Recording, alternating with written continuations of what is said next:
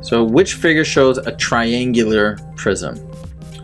So what is a triangular prism? A triangular prism is essentially where you take a triangle like this, and then you kind of extend each one of these vertices back. And then you got another triangle on the other side, whoops, that is the exact same as the one on the front. And which one is a triangular prism? Just B. A sphere is like a globe, is like a basketball, it's a ball. Which one is a sphere? Just figure C. Which figure shows a square pyramid? A square pyramid has triangular faces, like this guy, but a square base. So figure A is your square pyramid. Next one, again, figure A is our sphere. Oh, there's no sphere option. Okay, which shows a rectangular pyramid?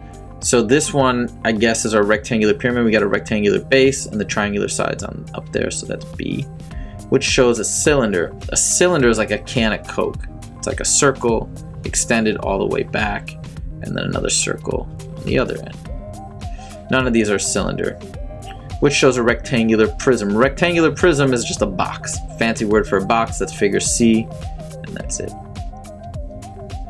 Okay, which one shows a cone? A cone is a circle that then extends up to a point. It's kind of like one of those dunce hats, or like literally like a traffic cone that you see outside. So cone is figure A.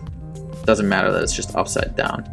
Shows a triangular pyramid. This is not a triangular pyramid, it's a triangular prism, so there is no triangular pyramid.